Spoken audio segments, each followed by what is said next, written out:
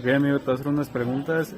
¿Cómo evaluarías el estado actual de los derechos humanos en México y cómo crees que se compara con otros países? Bueno, la verdad yo considero que al menos aquí en México sí se llega a respetar en cierto nivel, digamos, bueno sobre los derechos humanos de las personas. ¿Cuáles son los principales desafíos que enfrenta México en términos de garantizar los derechos humanos en las personas? ¿Cómo? ¿Se me puede repetir? ¿Cuáles son los diferentes desafíos que enfrenta México en términos de garantizar los derechos humanos de las Bueno, personas? yo supongo que es más principalmente en el ámbito de la salud, pues como vemos recientemente la pandemia, no todos pudieron recibir atención médica adecuada.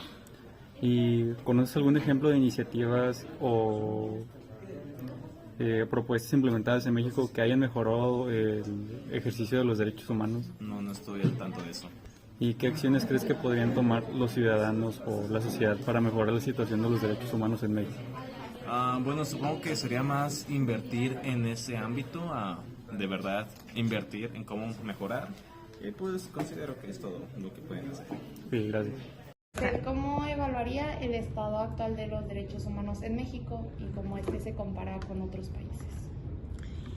El estado actual, ayer estaba leyendo una nota de algo que había sucedido en Ramos Arizpe y demás, y hacía justo una plática con mi marido y decía, qué mal estamos en esta parte, o estamos en un, más bien, más que qué mal estamos, como estamos en un proceso de desarrollo, ¿no? Y creo que nos falta mucho, tenemos mucha área de oportunidad ahí, ¿no? Sí. ¿Y cuáles considera usted que son los principales desafíos que enfrenta México en términos de garantizar los derechos humanos a las personas? Creo que la transparencia y la corrupción. Es la transparencia en los procesos internos y externos y la corrupción que se lleva a cabo, no nada más en entidades gubernamentales, sino también en otras que dependen de o que vienen a dar un servicio a. Okay. ¿Y usted conoce algún ejemplo de iniciativas exitosas o políticas que se han implementado en México que hayan servido de algo? En cuanto a derechos humanos,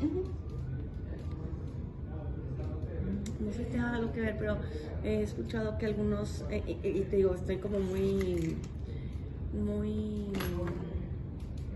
como un poco empapada del tema, pero he escuchado que algunos trabajan con iniciativas para personas con capacidades especiales, como Cintia Molano, que trabaja para chicos, personas con estatura baja. ¿Y qué acciones usted considera que podríamos tomar como ciudadanos o el gobierno para mejorar la situación que nos encontramos en nuestro país? Yo creo que esta parte de iniciativas y demás no depende nada más de cierto círculo como que se encuentran en la parte política o de transversalidad y gobernabilidad de nuestro país, sino que tuvieran que ser como de todos, ¿no? Que todos tuviéramos que estar empapados porque de alguna manera algo nos impacta. Pero creo que estamos tan empapados en nuestro día a día que, o sea, que no lo hacemos, ¿no? Okay. ¿Sí? Muchas gracias. Gracias. ¿Cuál es el estado actual de los derechos humanos en México y cómo se compara con otros países del mundo? Ok, pues yo creo que los derechos humanos aquí se corrompen demasiado, o se puede ser porque hay mucha corrupción, pero pues la verdad todavía se necesita mucho trabajo y como equidad y que todo sea equitativo entre las personas.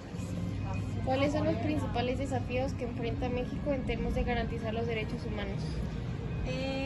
Pues que sea equitativo con todos los ciudadanos, también que no haya tanta corrupción porque pues muchas veces se van más por el dinero y no piensan tanto en las demás personas. ¿Conoces algún ejemplo de iniciativas exitosas o políticas implementadas en México que hayan mejorado el ejercicio de los derechos humanos?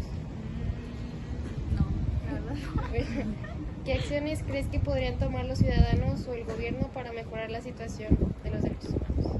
Pues tener pláticas y también como juntar a más personas para que conozcan los demás sus derechos. Hay mucha gente que no conoce todos sus derechos, entonces que si haya como educación hacia los derechos que tienen para que puedan saber todos los ciudadanos y que también puedan exigir